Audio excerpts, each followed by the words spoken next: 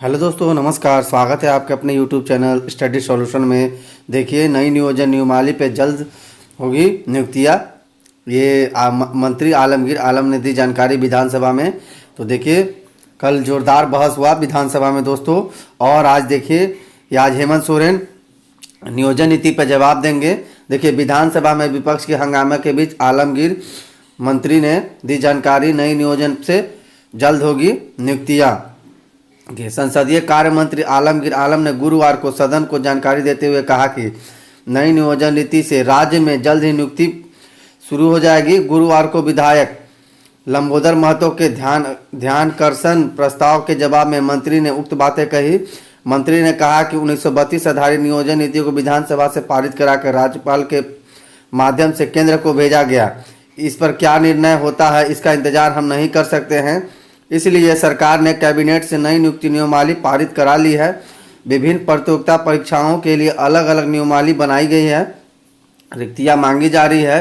कई विभागों से सूची भी आई है। सरकार जल्द नियुक्ति प्रक्रिया शुरू करेगी।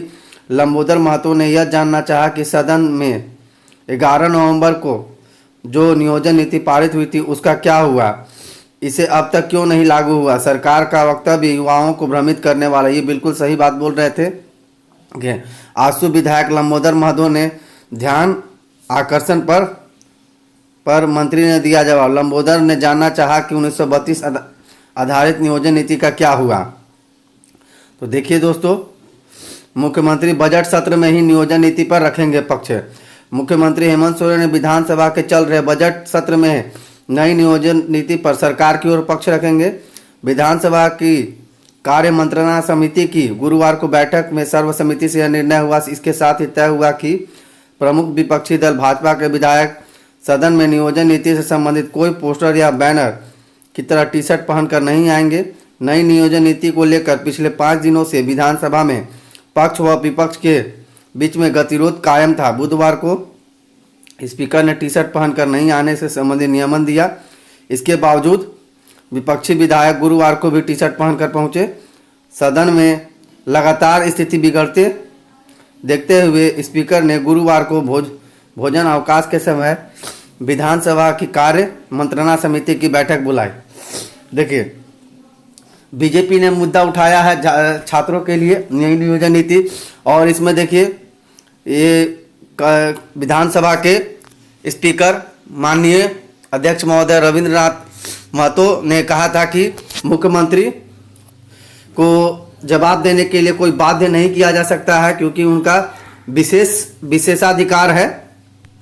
और देखिए, जहां तक लगता है दोस्तों कि जो नियोजन नीति तो बनी गई है और इसमें 60 और 40 का रेशियो है, ये तो आप भी जानते हैं, ठीक है। और इसी पे काम किया जा रहा है। आप जैसा कि आप कुछ दिनों पहले देखे कि गजट भी प्रकाशित कर दिया गया है सभी भर्तियां का, और जल्द ही भर्ती आएगा। अब आप जानते हैं दोस्तों कि कोई भी वैकेंसी आता है तो उसमें ये नहीं लिखा रहता है कि 2016 का नियोजन नीति है या 2012 का है या 2021 का नियोजन नीति है। वो सिर्फ इसमें फॉर्म भरने के लिए बोलता है। तो दोस्तों, एक जोरदार आंदोलन करने की जरूरत है, क्योंकि सरकार 60 और 40 ही लागू करेगा, ठीक है। और इससे झारखंड के मूलवासी और आदिवासियों का हक छीना जा रहा है, जो हम लोग नहीं होने देंगे। देखिए, भाजपा विधायक ने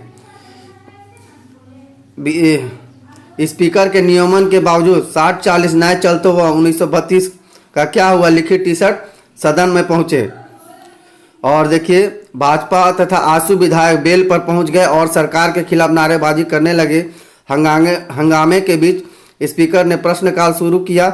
मुख्यमंत्री सदन में तब अनुपस्थित थे। ऐसे में भाजपा विधायक नारेबाजी करने लगे। इसी बीच पेयजल स्वच्छता मंत्री मिथिलेश ठाकुर ने टिप्पणी करनी चाहिए। तब स्पीकर रविंद्रनाथ महतो ने मंत्री को रोकते हुए कहा कि आसन का ध्यान विपक्ष के हंगामे पर नहीं, मंत्री अपना जवाब दें।